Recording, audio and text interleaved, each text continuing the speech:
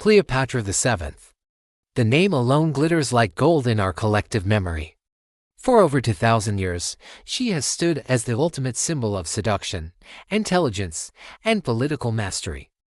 But beneath the shimmering surface of jewels and diplomacy lies a story almost entirely forgotten, one far darker, more mechanical, and more revolutionary than any historian dared to record. This is the story of a hidden factory, buried under the sands of ancient Egypt. A place powered not by magic, but by fire, engineering, and relentless human muscle. A place where a queen forged her own immortality. Welcome to the lost industrial world of Cleopatra. The 1st century BC was not an age of peace. Egypt, once the heartbeat of ancient civilization, was teetering on the edge of collapse. Internal rebellions, Roman invasion, political fragmentation, the old gods watched as kingdoms fell. And into this chaos stepped Cleopatra. She was a brilliant linguist and strategist, but she knew that intellect alone could not hold an empire together. To survive, she needed symbols. Not mere treasures, Egypt had plenty of those. She needed myths people could see with their own eyes. In Egypt, symbols mattered more than armies. Symbols crowned kings and summoned gods. And Cleopatra understood better than anyone, power isn't just held. Power is forged. For thousands of years, the lion had been the supreme icon of Egyptian power. It embodied Sekhmet, the goddess of war and divine fury. Lions were feared, worshipped, and revered as living incarnations of the desert's deadly spirit.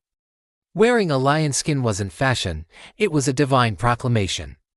But Cleopatra wasn't content with just possessing symbols of dominance. She had to become the symbol herself. Whispers from history suggest something unimaginable. She engineered a garment so magnificent, so impossible for her age, that it blended biology, chemistry, and early machinery into a masterpiece of political theater, the golden, seamless lionskin robe, a garment that made a queen appear as a goddess. Born from the furnace of creation, to create it. She didn't look to artists, she looked to engineers. Hidden deep under the royal grounds of Alexandria, Cleopatra constructed a facility unlike anything known in the ancient world. Not a workshop, not a temple. An industrial factory. A sprawling complex operated by thousands of artisans, laborers, alchemists, and slaves, working in shifts that never stopped. Day and night, hammers struck metal, fires roared, gears turned. The world outside never knew. The palace above never whispered.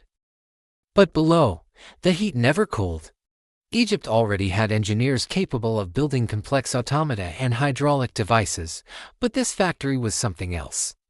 It was a production machine, designed to transform the king of beasts into the queen's ultimate weapon of myth-making. The process began with the tanning of the lion hide. Egyptian lion hide was a nightmare material, dense, thick, and resistant to standard tanning. So her engineers developed a brutal, alchemical process. The hides were submerged for weeks in a caustic mixture of lime ash, urine, salt, and plant-based alkalis. This to dissolve fat and tissue while preserving the structure. Men assigned to this task suffered burns and infections. Many didn't survive. But Cleopatra demanded perfection, and perfection required sacrifice. Once cleaned, the hides were moved to a hall known among archaeologists as the Room of Giants, named for the enormous mechanical screw presses depicted in stone fragments. These presses were operated not by animals or water wheels, but by human muscle. Dozens of men pushed massive horizontal arms in synchronized rotations, slowly compressing the hides into thin, flexible sheets. This was centuries before the European Renaissance screw press. Cleopatra's version was an ancient miracle of physics, applying tons of force with astonishing precision. The constant, rhythmic sound of creaking wood and groaning men echoed through the halls like the heartbeat of a god being born. Now came the step that elevated the robe from mere material to divine artifact. Gold, Egypt's sacred metal, was melted at extreme temperatures. Mixed with oils and mineral pigments, the molten gold was transformed into a metallic dye. Engineers used padded tools to press this mixture deep into the pores of the leather, layer by layer. This process waterproofed the hide, preserved it indefinitely, and gave it a radiant, metallic glow. The labor required weeks of softening, hammering, and polishing. Hundreds of workers handled one hide. If the queen found a single flaw, the entire piece was destroyed. The factory machine demanded excellence, and the queen was its fire.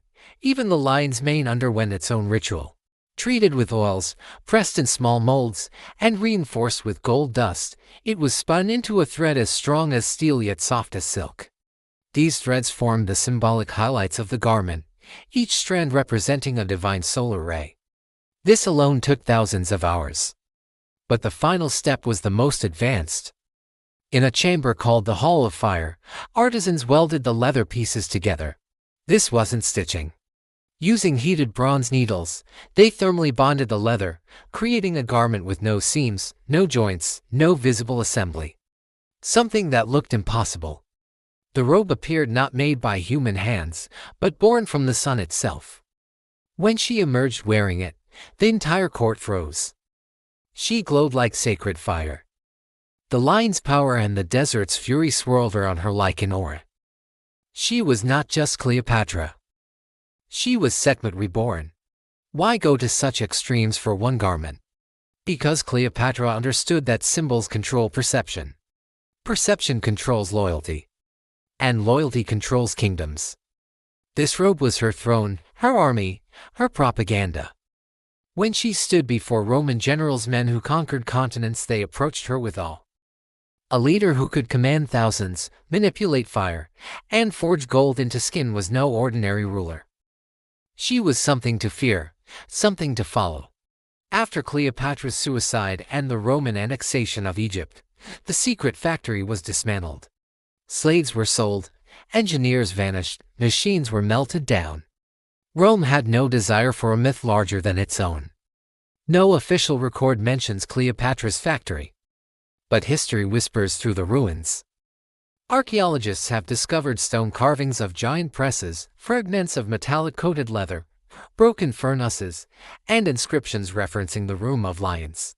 These fragments tell a story of ambition beyond its era, technology before its time, and a queen who refused to remain human.